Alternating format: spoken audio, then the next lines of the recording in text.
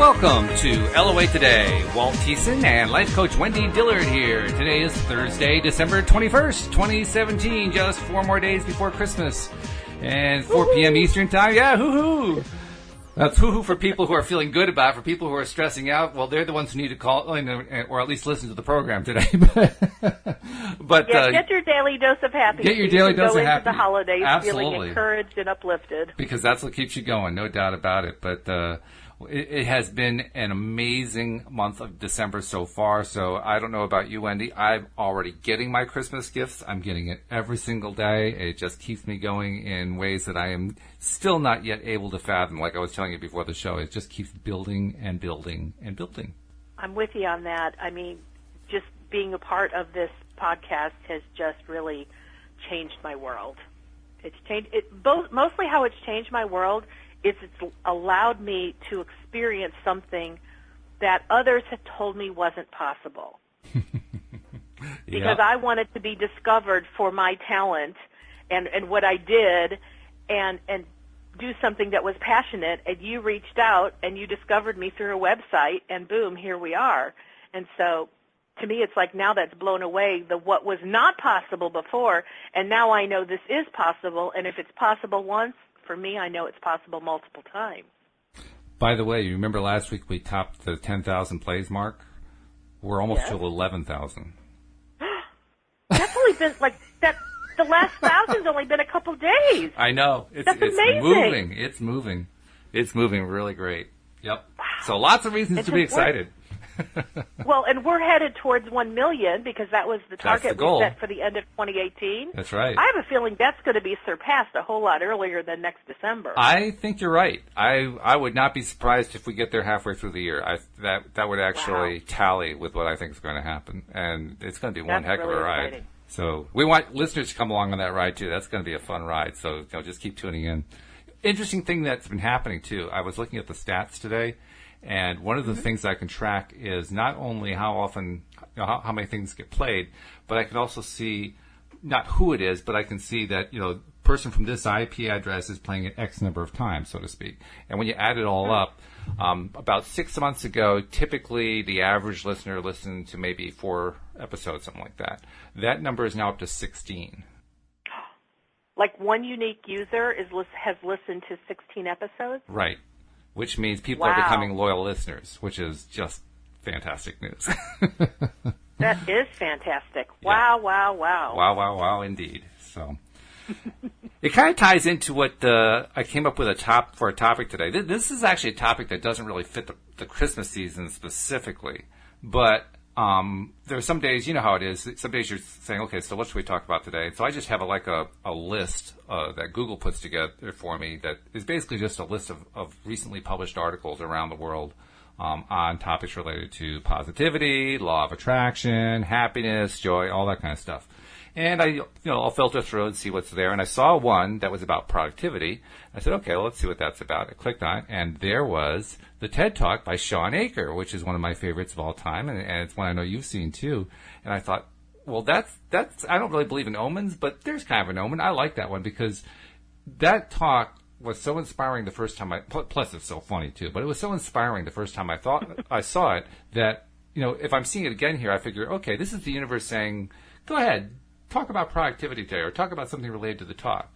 And the reason I picked productivity is because Shawn Achor, in his first book, The Happiness Advantage, a large portion of that book is devoted to how you use happiness and getting yourself into a happy state as a way to be more productive in your work life. In fact, he published that book just around the time of the crash of 2008.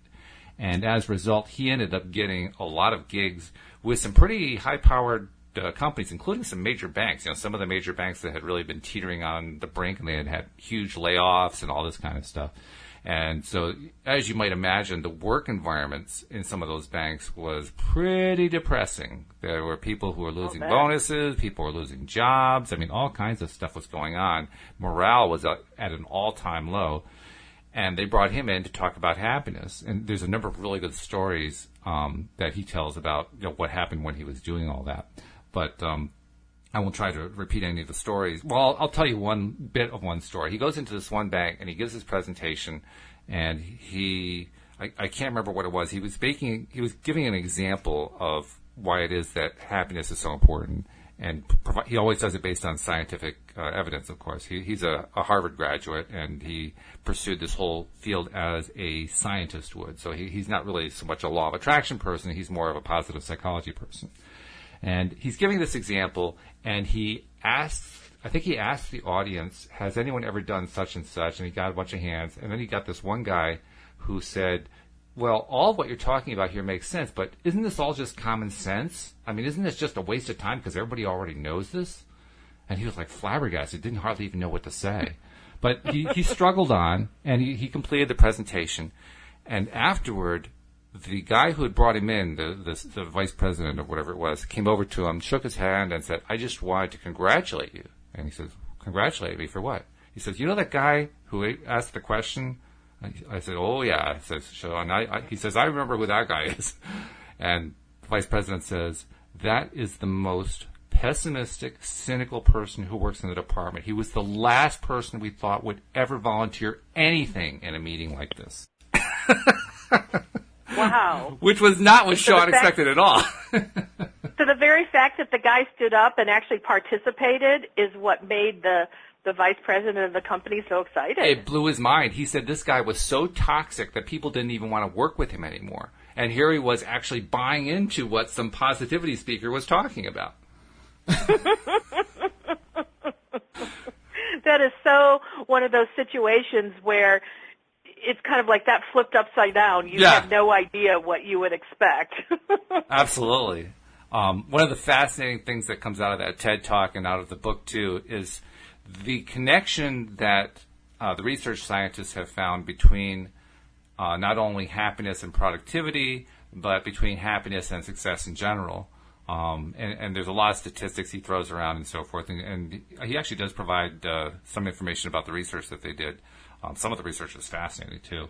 But the bottom line is that it turns out through the research that he has discovered and that he has done himself, the ability of success to prove, or not prove, to predict, let's put it that way, to predict happiness is very low.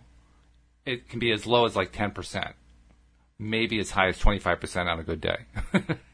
Whereas if you reverse the formula, if you ask the question, what is the likelihood that a happier, optimistic person will be successful, the numbers shoot up to the 75 to 90% range. And what was the first question? So the first one is, what happens if you try to follow the formula that success leads to happiness? And the second one is, what happens if you follow the formula that happiness leads to success? So which one comes first, in other words? Does success come first, or does happiness come first? And those who try to put success first achieve happiness maybe 10, 12, 14, 15% of the time, maybe even as high as 25%, depending on the study. Those who try to put happiness first succeed 75 to 90% of the time. Yeah. I mean, that's really... Well, that's certainly... that lines up with what we know about law of attraction. Oh, absolutely it does, yeah. But it goes against what is traditionally believed to be true by, say, your typical MBA who's managing a business unit. They believe that you want to set out a goal and then get people to meet the goal and then move the goalpost. And that's going to lead to happiness. And it's just diametrically the opposite. So I think what I'm hearing is that if you set a goal because you're wanting to be successful, then when you arrive at success, then you get to experience happiness? That's the traditional theory, right. And it's a theory that's proven to be wrong. In fact, it's almost always wrong. And that it so perfectly coincides what I've heard Abraham say numerous times. Because if they say, their phrase is, you can't get there from here. And what they're talking about is, if you're miserable and unhappy about something right now, you can't get to the joyful place of having achieved the manifestation you're looking for, the success or the dream house or the fabulous spouse or whatever it is you're wanting. You can't get to that from your place of being unhappy and miserable. Right. Or saying, where's my stuff? And what they've said over and over and over is, you have to find a way, and they leave the find a way part up to you, but you have to find a way to get into the space of feeling good as though you have it already, and then that thing that you don't yet have becomes the thing that gets created and manifested in your world. Exactly. And this is what jazzes me so much about being a student, not only of the law of attraction, but also of positive psychology, to the limited extent I've been able to be a student, because I've never taken a course in it, but certainly there's literature out there. And it's truly fascinating how many parallels there are between the two of them. Just fascinating. And in ways that I think that either discipline is not terribly clear how good the other discipline is. Well, I don't know why this is popping into my head, but I know that when I was probably early years of high school, for whatever reason, I love Barry Manilow. That's not a for whatever reason. I just love Barry Manilow. But I would put on, a Barry Manilow album, and let's say it's a Saturday afternoon, and I get to just kind of be in my own space doing my own thing in my bedroom with the door closed. And I'd put on Barry Manilow. Well, if you know Barry Manilow, you know most of his songs are kind of depressing. Yeah, it is. True. It's funny. The majority of the themes are, I want the girl, I can't get the girl, or I had the girl, and I've now lost the girl.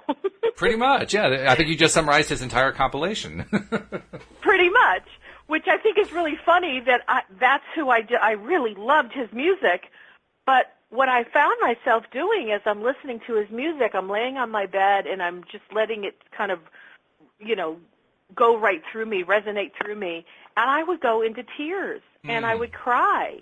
And my tears were about thoughts that I had about my own lack of relationship and how I desperately wanted a boyfriend, and it wasn't happening, and I was so sad. So, of course, you could see how Barry Manilow's lyrics were perfectly mirroring, what I was feeling. But the truth was, I started with Barry Manilow, and then my thoughts went to how sad my miserable lack of love life was. Mm-hmm. And I would just cry and cry and cry for hours until my mother would say, would you please change the music? Put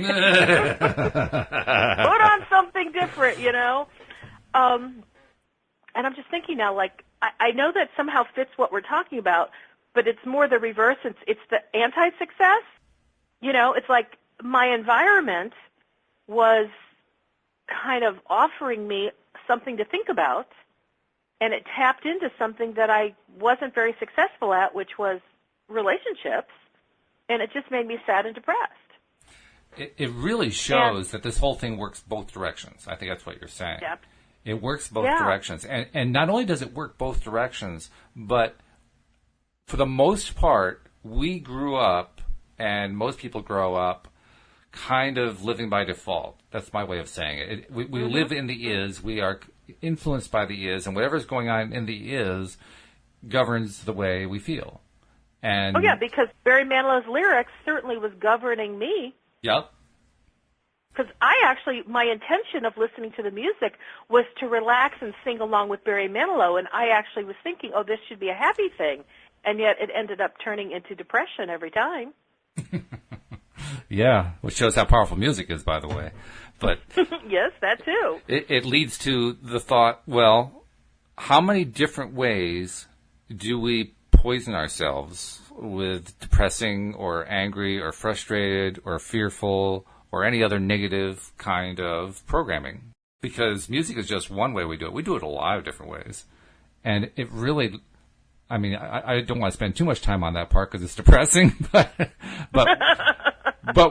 it's like a reminder that it's very important for us, for those of us who want to make better lives for ourselves, who want to have happier lives, who want to have successful lives, who want to reach our goals, who want to attract the things we're trying to attract and so forth.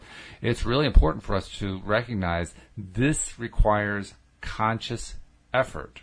And effort is probably the wrong word. Conscious attention, I think, is probably the better word. It requires conscious attention to what we are choosing to focus on, because most of the options that are out there available to us are Barry Manilow.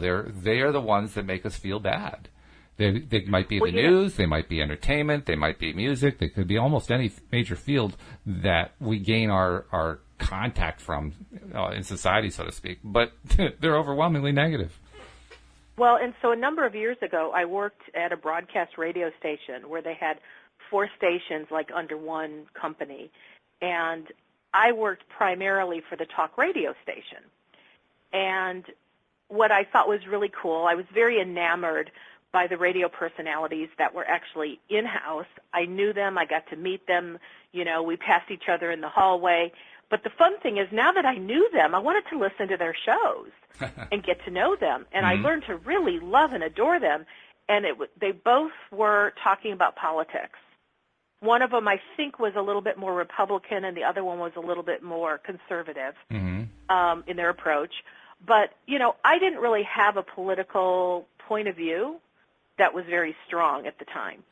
And so I would listen to one on my drive into work and one on my drive home from work. Okay. And the more I listened to them, the more I found myself adopting their points of view. Because, you know, they did research for the topics they were talking about, and it seemed really plausible to me. Whatever each one was saying seemed like, well, that seems right. Okay. You know, which, side note, you know, you and I have talked about how you can make analytics say anything you want, left, right, upside down. Oh, of course, But sure. anyway, and side note. So back into my story, I'm listening to these guys every day, and I worked at the station for 2 years, and then the station got sold. And what I didn't know, because I'd never worked in radio before, is whenever a station sells, everybody gets fired and they start with a whole new staff. And they usually change all the programming. So I was one of the first people fired. But of course they tell me, you know, but you're entitled to come back anytime you want. There's no negative reason, but we have to let you go.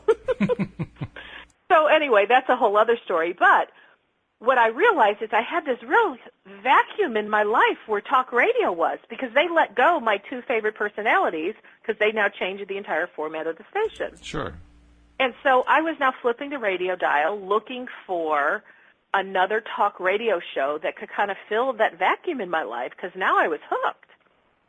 And as I listened to different talk show hosts, I'm like, well, they're not the same as Daryl, or they're not the same as Greg. You know, that's who I'm really wanting to hear.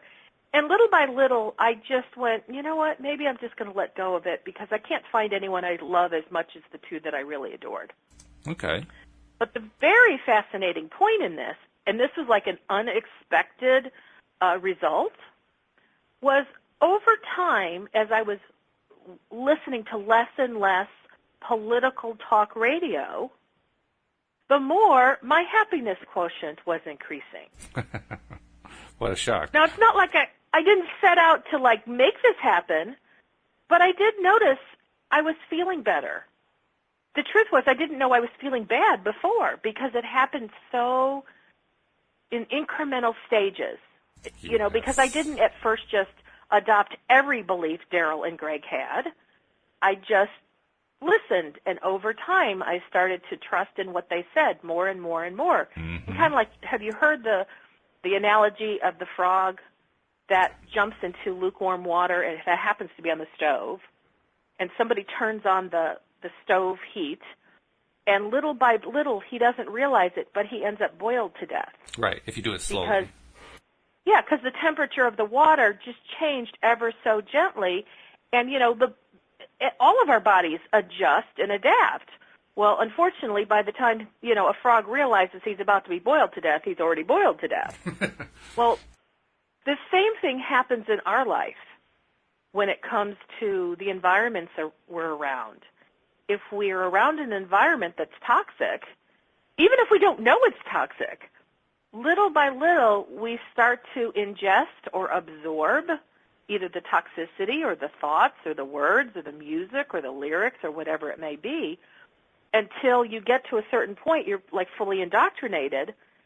But you may never have chosen to be indoctrinated. Like, I didn't choose to be indoctrinated by these radio personalities and their beliefs and their thoughts about politics.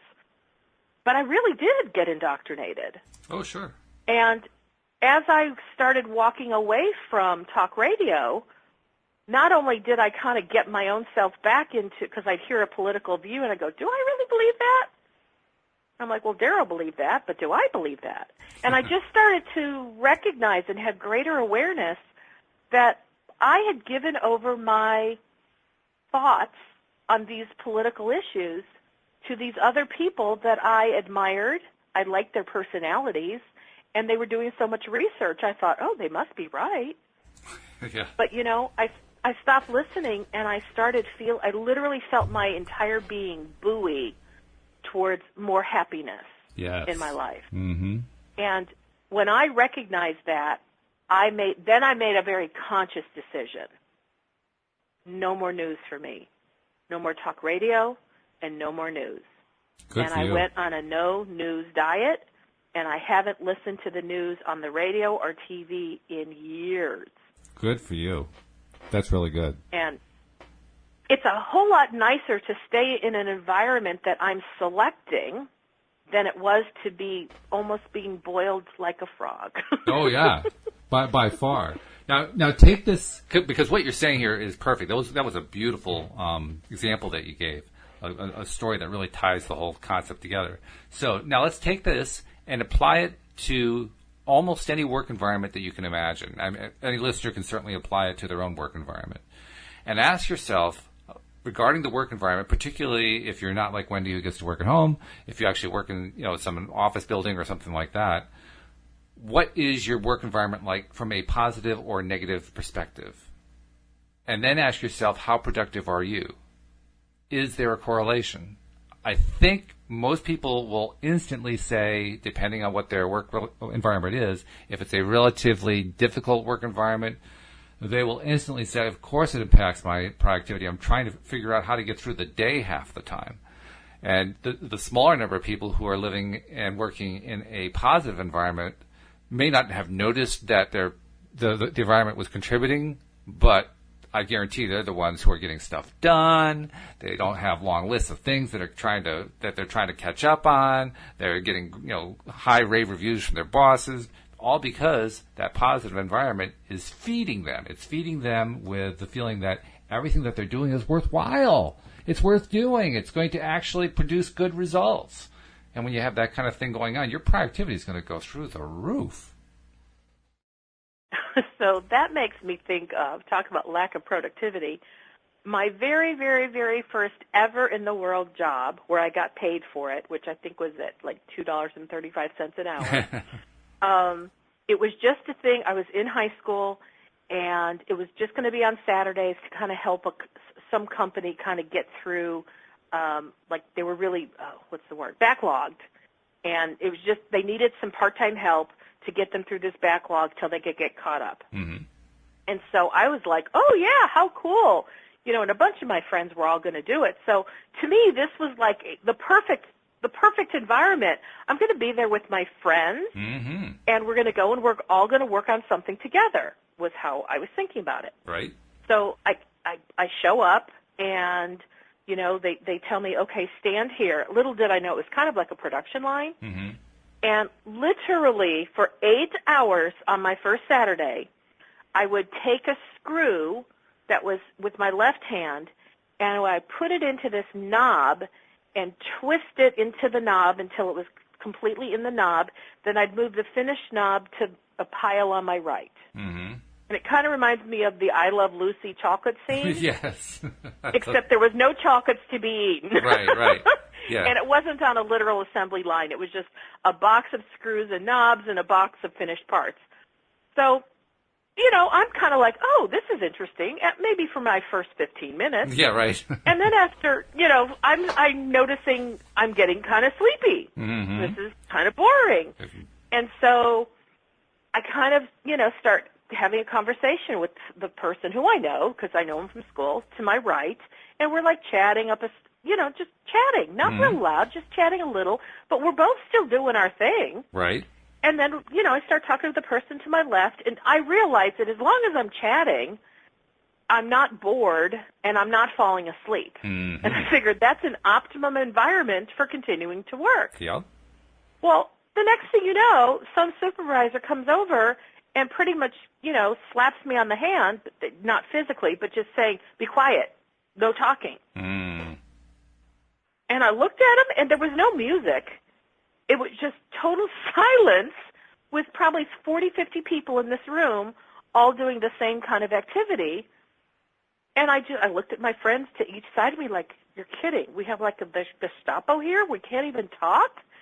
So, we did our best to like go on for however long it was in silence, and then it was like we couldn't handle it, and we started whispering to one another just to try to keep ourselves awake. And sure enough, Gestapo, supervisor person would come over and tell us, you can't do that. You have to be quiet. There's no talking here. Crazy. Now, how on earth I did this 2 more Saturdays, I don't know. I guess I really wanted the money. But after the 3rd week, there was still more work that I could have done. I can't do this. Mm-hmm. I cannot do this because this environment, in my mind, was so oppressive. The supervisor, I felt, was being so cruel. I'm sure the supervisor was just doing her job. But the way she I felt very attacked. And, me being the A student that I have been, I was always admonished for doing good work. And so being in trouble didn't fit my MO. I don't go to detention. I don't get in trouble. Mm-hmm. And all of a sudden, I'm at this place and I'm getting in trouble. Mm-hmm. Because to me, by having conversation, that was how I was improving productivity. And I'm sure you were. But it wasn't the way they wanted, they meaning the company. They didn't want it done that way. And so they couldn't even look at what was being productive versus not productive. And, I just remember many, many, many years later, I was in a different work environment, and I remember that the company actually approved of, these were the days of Walkmans, Mm-hmm. people bringing their own Walkman and headset to work, because if you're just doing your own quiet work, they recognize that people are more productive when they're listening to music or engaging in something other than just sitting there and being quiet. And as you told that story about the first job where they wouldn't let you talk on the job, it became immediately obvious to me why they had a backlog. They had a Good. I had not even thought of that. They had the backlog because of that policy. That was possibly not the only reason, but I'm willing to bet that was like 90% of it. If they had that policy company-wide, it would be amazing if they got anything done. And I'll bet you they didn't get stuff done. I'll bet you that they were constantly dealing with backlogs. I'll bet you that they had trouble hitting deadlines. I'll bet you that they had trouble meeting order deadlines because it sounds like it was some sort of a manufacturing.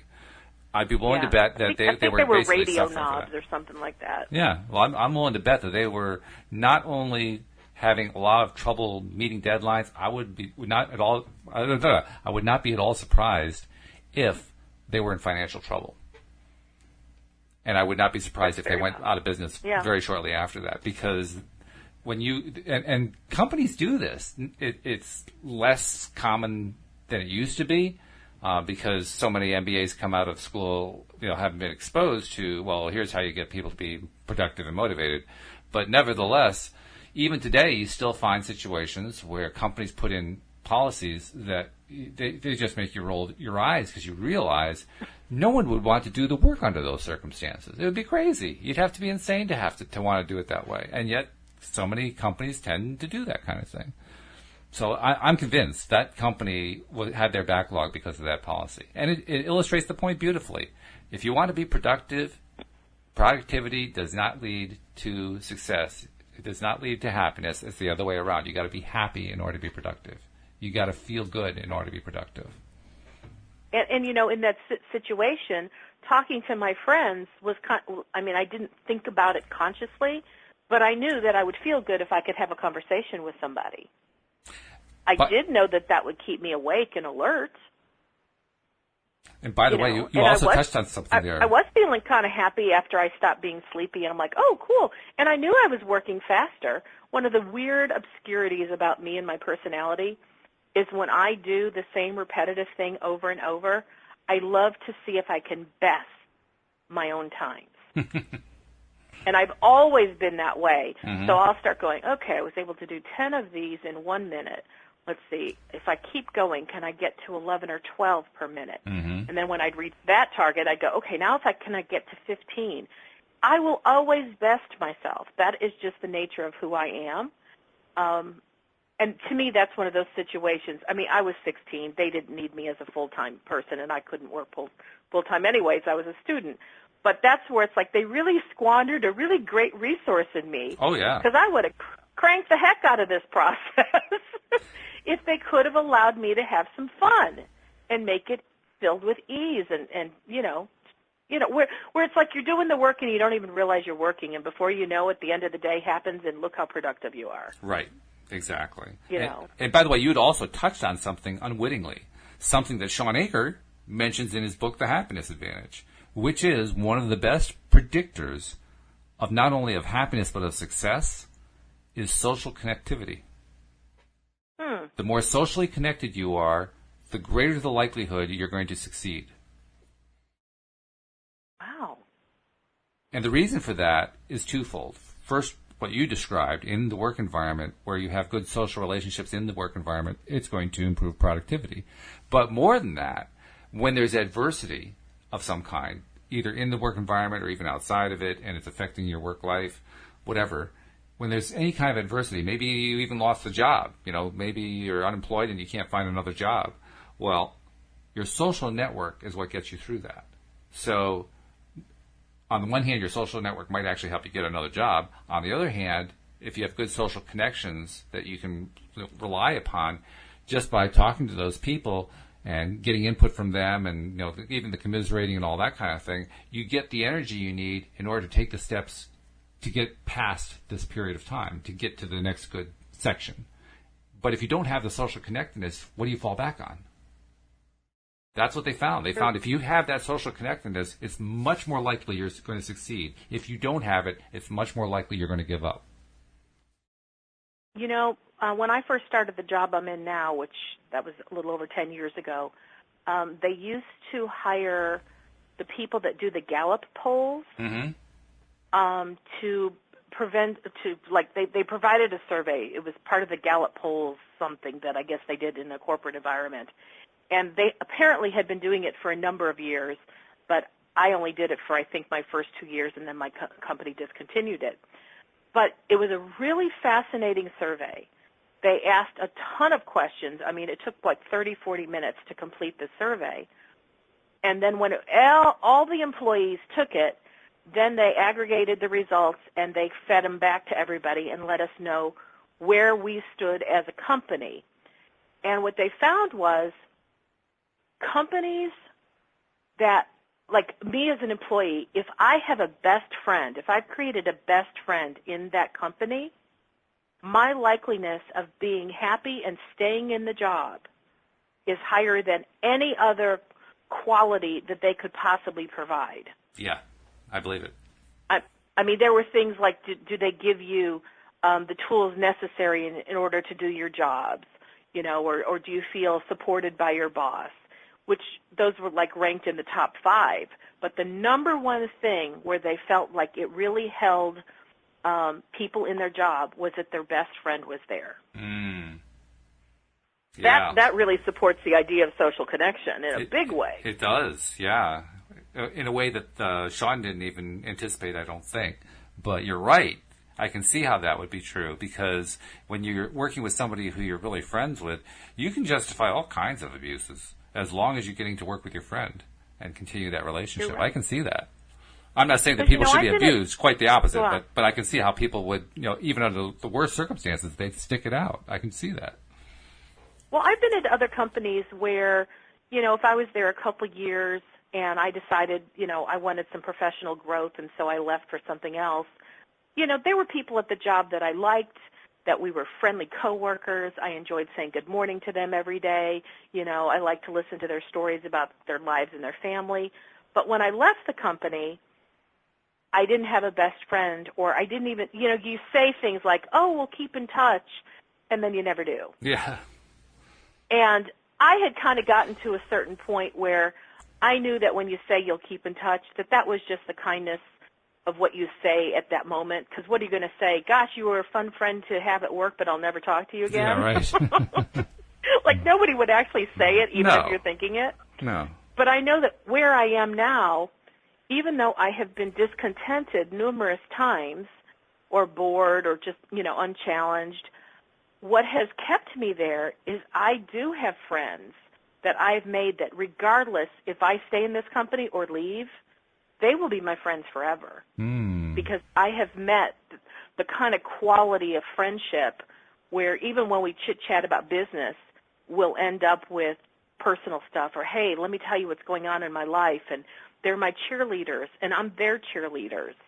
And it's like I have a handful of friends that I know that I have made friends for life at that company. Mm. And they're the people that have definitely made it where when I was disgruntled and like, I can't stand this anymore, I was willing to reinvent myself and find new challenges because the idea of leaving them was a real hardship. It's like, I don't want to lose my daily connection with these people. I really, really like working with them. You know, they kind That's of really make nice. it worthwhile, so to speak. So, Yeah. you know, I would agree that social connection piece is really, really important.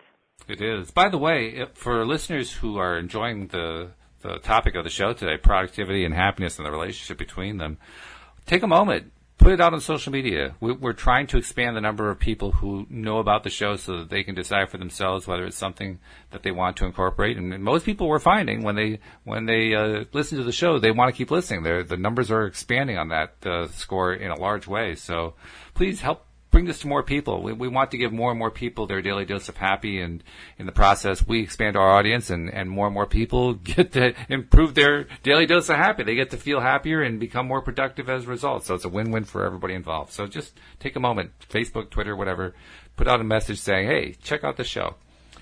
End of commercial message. And you couldn't have said that more wonderfully. Oh, I thank love you. that. That's a great message. Thank you. Well, you're an influence on me. I've been trying to use the Wendy method. Well, you know, this would have been the kind of thing that when I was relinquishing talk radio, I would have loved to have had as an alternative. Because it would have, you know, if I'm going to get indoctrinated by listening to things or by having people in my life on a regular basis, I want to be indoctrinated by people who have something positive to say. They want to feel encouragement and inspiration and give me encouragement and inspiration. So I wish that this show was available to me all those number of years ago when I was going through the anti-talk radio time period. Well, sure. I mean, I wish it for people today. That's one of the reasons that we do it, because it is necessary in any era, in any generation. It's necessary. You need this. And we talked earlier about how much negativity there is in the overall marketplace, in entertainment, in music, in news, in politics, and you name it. The negativity is everywhere. We got to have the antidote. We need it desperately. So, you know. But I want to acknowledge you and your wife for starting this show, because I've had the thought many times, like, wouldn't it be great if I could help to influence people in a way that they could feel better each day? But you actually took the idea and moved it beyond an idea and put it into motion and did the work in order to take care of the technical stuff. And the time and energy that you've put into this, I know, is huge. And so I'm so appreciative for what you and your wife have pioneered so that I could come into it at this point and just do the part that I like without having to establish something new and figure out a platform and go through all the learning curve of the technical stuff. So, Walt, my hat's off to you. Thank you so much. Oh, wow. Thank you very much. That feels really good to hear that, especially considering when you start this kind of thing off, you know you have 0 listeners. and you're talking to your microphone and to your wife, and that's about it. She's talking to you. That's it. That's the whole show right there. And you know it's going to be that way for a while. Between you and your wife, you probably had heard all of each other's stories. Yeah, well, of course, right. So we're saying, okay, let's see. Which ones have we not told so far? So, yeah. But now you get to reap the benefits, because now we're at over 10,000 listens. I know. And I get to reap the benefits and be a part of that and go, woo-woo! You know, I came on, I don't know exactly where the listens were when, you know, we started, but I know that I'm a part of it, and that feels great. Well, we've added approximately a quarter of that since you came on. So that gives you an idea. Wow. Yeah. So you went from about 7,500 to 10,000 plus? I was looking at the numbers earlier, not today, yesterday. Yesterday morning. I started doing this counting when I installed some software that enabled me to do it in November 2016. Before that, I didn't have a clear way of counting actual plays. I could tell when somebody was visiting the website, but that doesn't necessarily mean a play. And so I have to kind of estimate. But what I do know is that between November and December, so for a 2-month period, November and December 2016, we had a grand total for the entire 2-month period of 94 plays. So I'm pretty sure for the first 4 years, other than what was happening on PRN now we get good plays over there. PRN gives us typically around 500 plays a week. So it's been very consistent over there. But in terms of what we had on our own website, it was minuscule. It was small. And it was only in the last, I want to say, 6-7 months, something like that, that we started to see this really big sweep upward that culminated in the last couple of months just being extraordinary. I mean, 10,000 plays. Of that 10,000, I would say probably about 60% of it has happened in the last 3 months. Wow, that is really amazing. Yeah, and it's still growing. It's still accelerating. That's why I don't think we're going to have any trouble reaching 1 million. In fact, I think sometime in 2018 we're going to hit the 1 million goal, and suddenly we're going to say, okay, so what's the next goal? Now what? Exactly. and I can tell you right now what I think that next goal is going to be. I think that next goal is going to be 1 million per month. I think that'd be awesome. I'm totally on board with that. Yeah. Yep, I'm totally on board with that. So this is going to be a fun ride. I truly believe there are so many people who are hungry for a positive message that we're sent. Now that we have multiple hosts and you're doing 11 shows a week, we have escalated the energy around what we're doing, that we're actually broadcasting through our vibrational energy so much bigger and bolder than when it was just you and one co-host and just once a week. Right. Now we're adding so much multiplication to it that literally our broadcast signal is getting brighter and bolder, and it's going out stronger, and I believe it's touching a lot of people, and they're connecting with us even now, because this is what they're looking for. They want to put their thoughts on positive. They want to tune their inner dial to an encouraging, inspiring message. I believe that's what many people have been desiring for a really long time. I do. So we're in I the think right so. place at the right time. Yeah, I think so. And we're actually forging a new ground in this arena as well.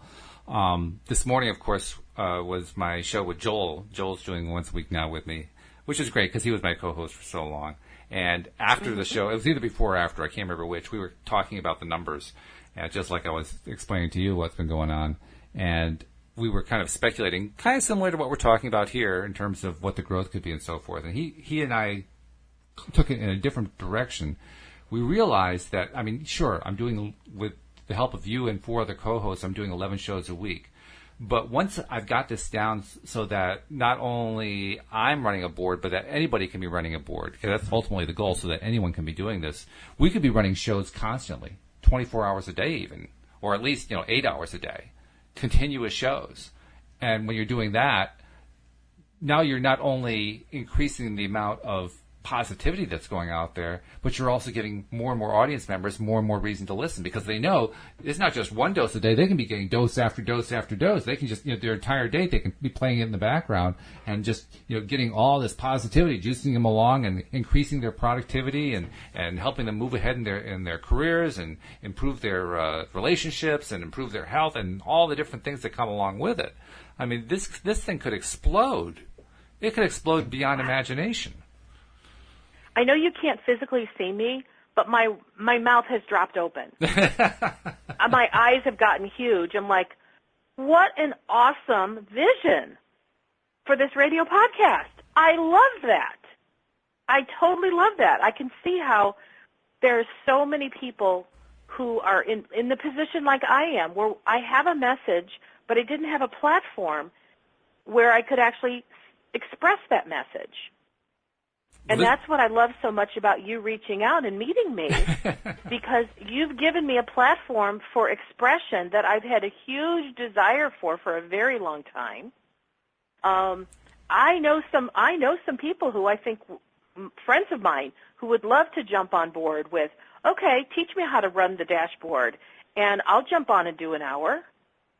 Oh man, I would just love that. That'd be great. I mean, Wow. we're not quite at the point where I can do that because I'm still trying to make everything not only work well. Right now, we're getting good sound. We've had good sound for the last week, so I've got a large portion of it figured out. But now I've got to turn it into something that anybody can do, and that's going to take a little bit longer to figure out. But we'll get there. Walt, I know you will figure that out. And when you can teach it to me, I can teach it to anyone because my That's gift right. is the ability to articulate, I can teach anything to anybody as long as I learn it. You're a professional trainer, of course. Yeah, Absolutely. I can see that. So, yeah, I mean, we've got the skills on board. So, whew, you just amped me up. I mean, that is like so exciting to me. So incredibly exciting to me. So when I was saying earlier that we really want more and more people to share the message on social media, one of the reasons that we want to do that is as we share the message, as more and more people come on board, it makes it easier to get the resources we need in order to make it something that's more than 11 shows a week, to make it something that runs like 8 hours a day or 12 hours a day, and that's just continuously pouring out huge amounts of positivity that anyone can tap into anytime they want to. I mean, or dare we say 24 hours a day? 24 hours a day. Who knows? That could happen, potentially. I mean, I've got some international connections in the personal development area, and I know my friends have even more connection than I do internationally. I see every possibility for that to happen. And as that happens, basically you're talking about a global phenomenon going on. So not only are you helping to help push the project along because you need that synergy, you need the growth of the listenership while you're working on growing the operation and vice versa. You need the two to go along side by side, but you're also fueling what could ultimately become a phenomenon that rivaled, like, The Secret, in terms of how big it can become. This could Let's just be do incredible. It. But you know what? I don't want to be a secret. No, we won't be a secret. although I will tell you a story. This has really nothing to do with productivity, but I love this because it's a great marketing story. It shows what happens when you can do something in a really creative way. And I'm not at all suggesting this for the show, but I thought it's a great little story. There was a restaurant that opened in New York a few years back. And anyone who knows anything about New York City knows that whenever a new restaurant opens, the restaurateur is hoping that they become the talk of the town. They become the new in-place to eat at, right? Because that's how, in the city of millions of people, that's how you can actually survive. You need that kind of word of mouth. And if you get it, then you thrive. Well, this one restaurateur had a really, really unique idea. He put his restaurant behind, what was it? I think it was a bar, actually. He put it behind the bar, meaning that it was in a room on the other side of the wall, the inside wall from the bar. And there was no access point from outside. The only way you could get to the restaurant would be to know that it was there, go through the bar, go to a door, knock on the door like it was prohibition, and get allowed into the restaurant. So basically, he made it as impossible to get to as you can imagine. And the idea was everybody who came into it was supposed to keep it a secret. Well, you can just imagine what happens with a secret like that. Well, if the food is great and the environment is fun, which it was. Oh yeah, that secret won't be a secret for long. That place packed within a month. Absolutely packed. A place that had no signage, no outside door. There was no way to get to it directly from the outside. You had to pass through the bar. Wow. And it became the in place in New York City. So it just goes to show, even if you hide it away, it can still be a phenomenon.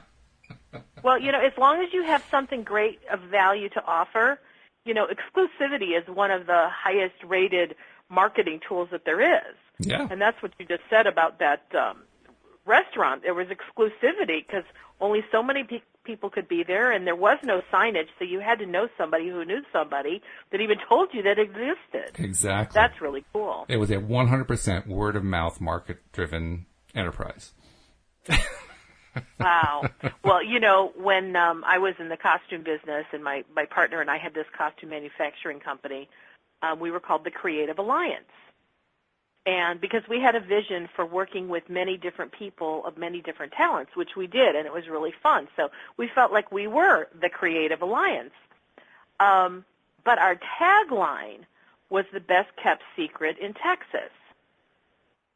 And I didn't know Law of Attraction then like I do today. And I got to tell you, even though every product we turned out was exquisite, and we got tons of accolades, and our customers were so grateful and loved our product, we remained a well-kept secret. Very few people knew about us. I mean, costuming in a big way is not obviously competitive with a restaurant where people have to eat every day. Right. It's a very much of a niche market. So trying to market us was, I did the best I knew to do at the time while still working within the business. But I realized when we closed the doors, wow, once I understood Law of Attraction, I'm like, we kept talking about being the best kept secret. And I even remember talking to like potential new clients, and I would say, well, we're the best kept secret. It's like people don't know about us. And I kept talking about how people don't know about us in the attempt to say, but I'm telling you, so please hire us.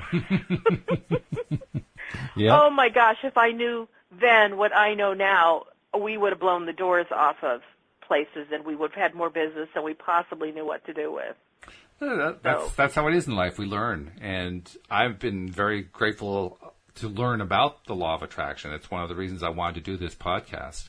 And it's one of the reasons I decided to do it even though we had 0 listeners when we started, because I just loved the fact that it gave me information I had never really had from any other source. I had been exposed to like the Tony Robbins of the world and the other predecessors of the New Thought movement, as it's called.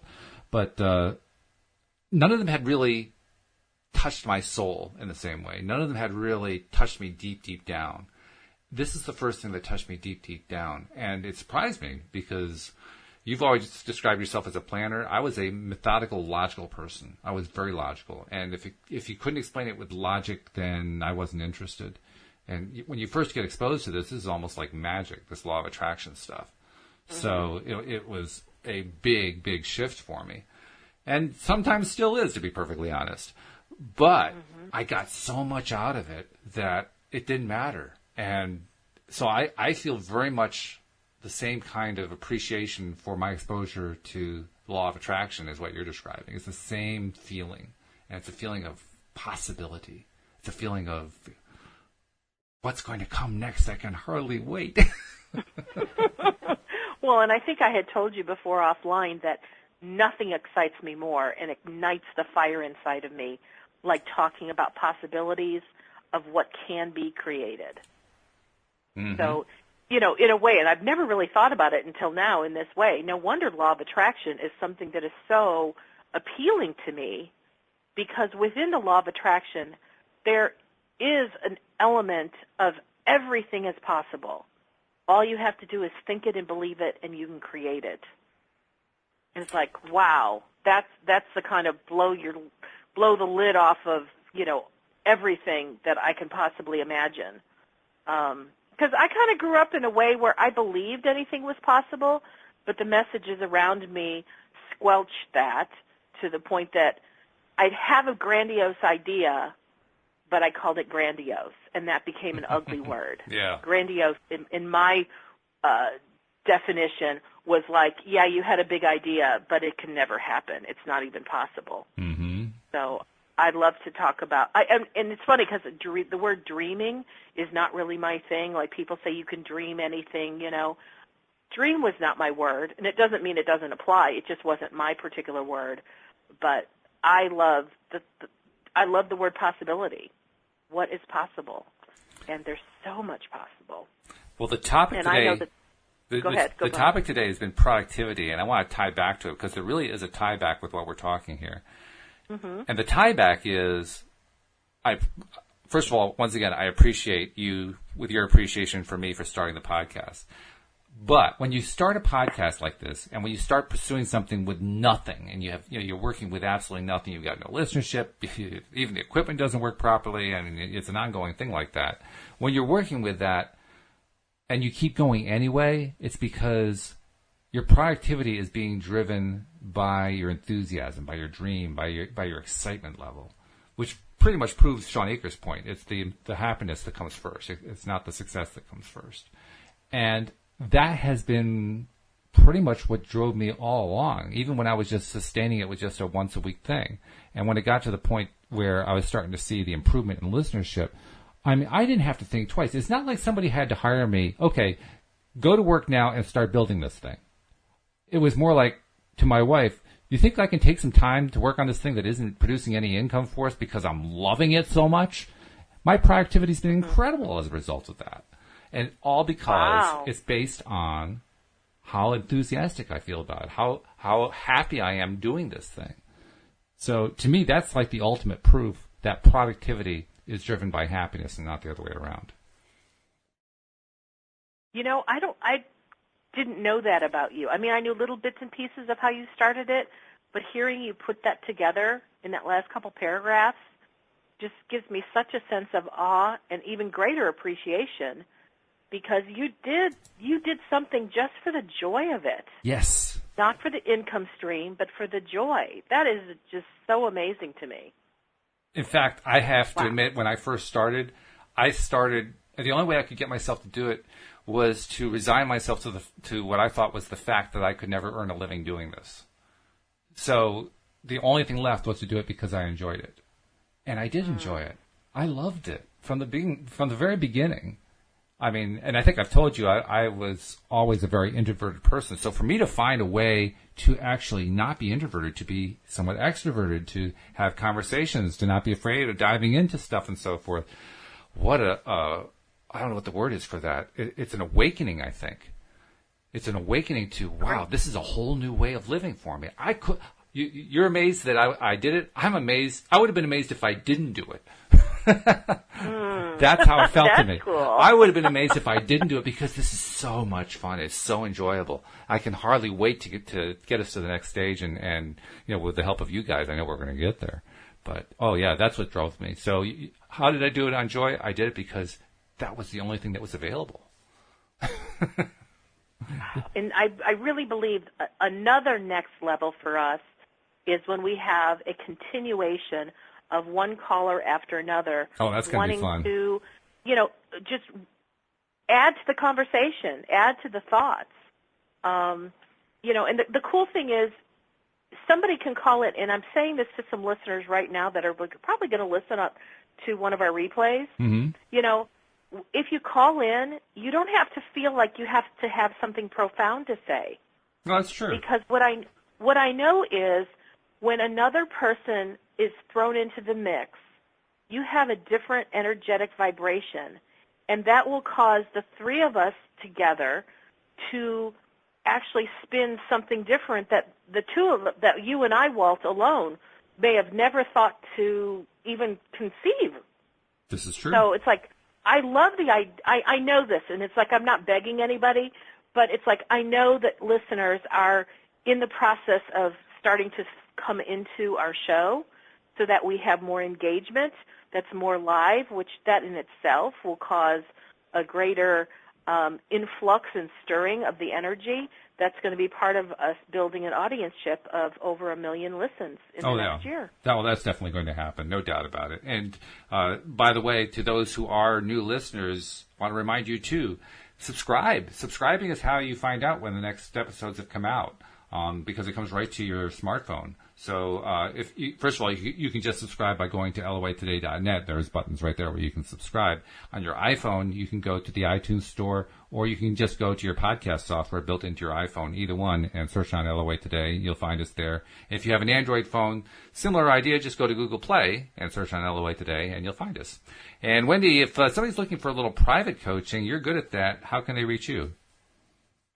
They can find me at my website, which is wendydillard.com. And I'm looking forward to finding you tomorrow, because we get to continue the conversation once again. I will be here. I will too. We hope you're all here too as well, here on LOA Today. Goodbye, everybody. Bye-bye now.